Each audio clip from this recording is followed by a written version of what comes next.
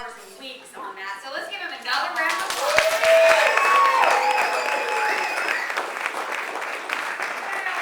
I had the opportunity to go down memory lane because I saw him taking out a million VHS tapes and trying to put them on a CD. So it almost was surreal, and if you haven't, go back and look at your VHS tapes, or as Daddy said, put them on a DVD. Because it's surreal to think that that is you, and that was Adam and I.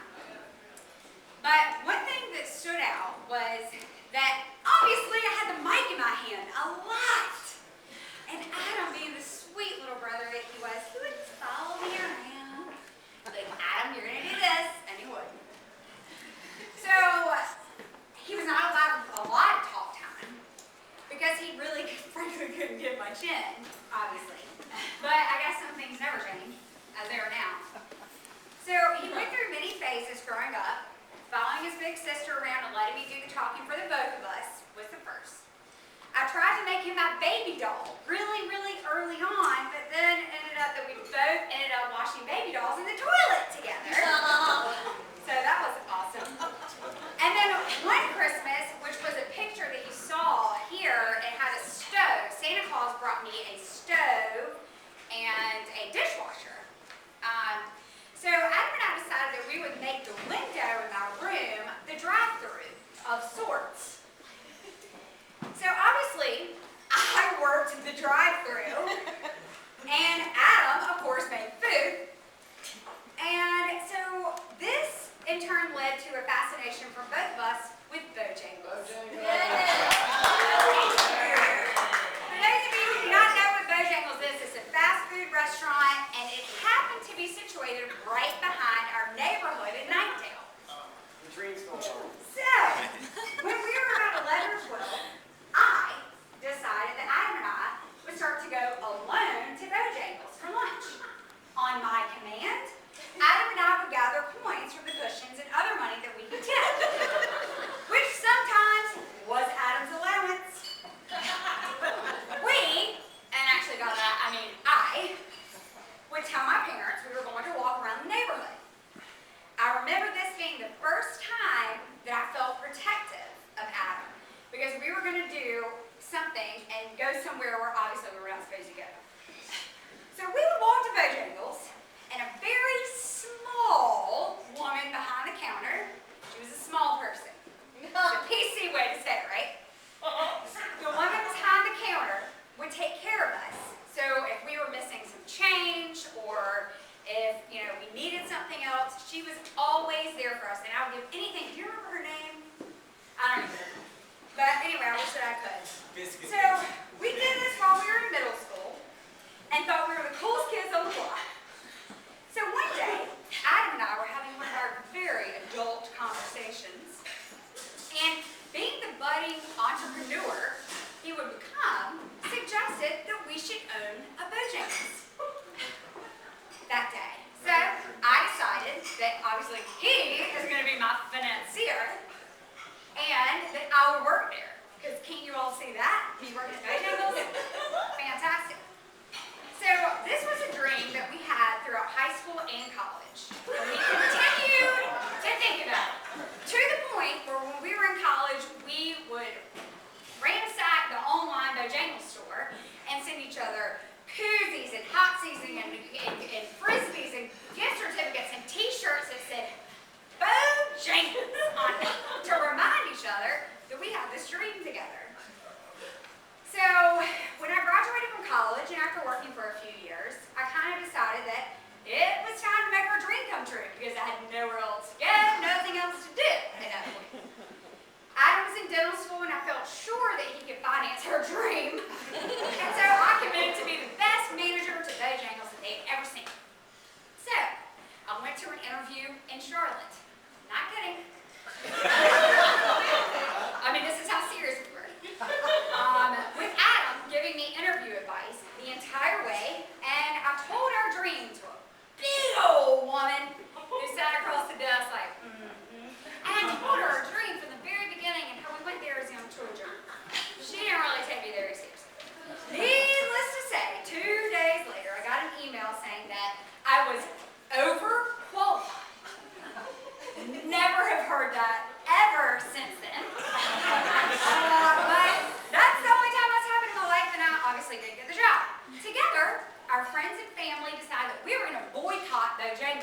for about a year until Adam called me on the phone and he said that he was having chicken biscuit withdrawals. And I said, you know what, Adam, let's go back. This story is an example of a lot of firsts that Adam and I had. It was the first time I remember being protective over Adam. Because I knew that what we were doing was wrong, going to Bojangles. Sorry, Mom, Dad. Although I think you already know this by now. This was the first thing that our family and friend teased us about and was the first real bond that we had between us. Then I saw how our roles changed over the years, and all of a sudden, Adam became the protective one over his sister when I literally didn't know what else I was going to do. I graduated from college and I couldn't find a job.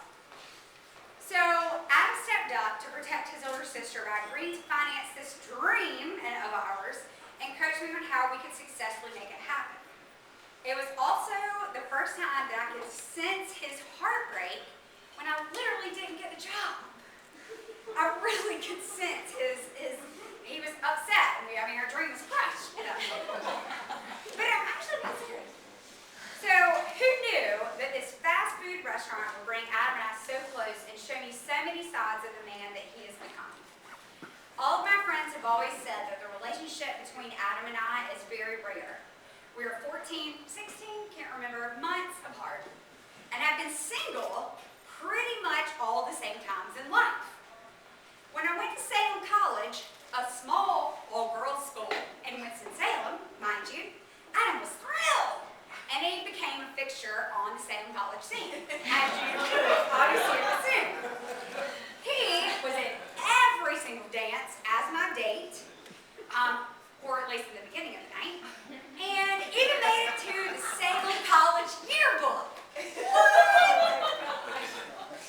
These memories bonded us during college as not just friends, but as best friends.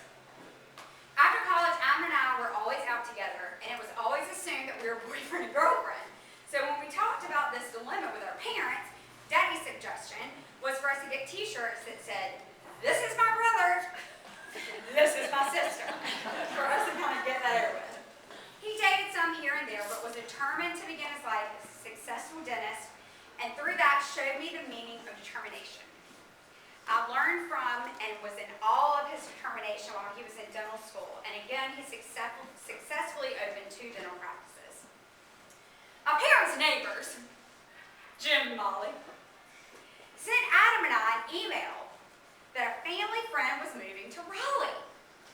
She was the sister of a roommate of Molly and Jim's daughter Maria. Blah, blah, blah, blah, blah. Okay? Whatever. There's a connection there. The girl was single and was ready to live life in Raleigh. I was thrilled. Yes, a single girlfriend. That was exactly what I needed because at my age there aren't a lot of single girlfriends. I immediately emailed her and called her to help her finding a place to live. She hadn't been here more than a couple of days. And I called her to have dinner with me. The response was, "I'm actually having dinner with your brother tonight."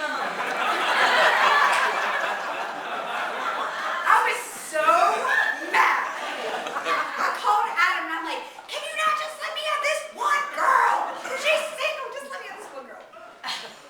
So Adam had looked her up on Facebook and saw that obviously she was a beautiful girl. And that was the first date that they had, so I guess it's okay.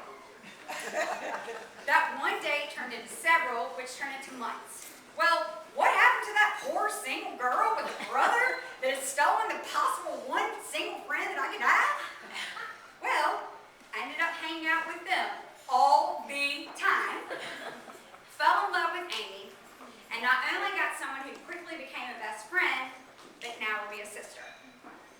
As close as Adam and I are, and as protective as I am over him, words can't describe how happy I am for them. She has truly taken the man that he has become and made him a better one. Amy, you're the equivalent of Adam, and I own 100 Bojangles restaurants. You are the best thing that has ever happened to Adam, but not just to Adam, but to me as well. I'm not married, so I can't give you marriage advice, but I do know that there is no such thing as a perfect marriage because there's no such thing as a perfect man.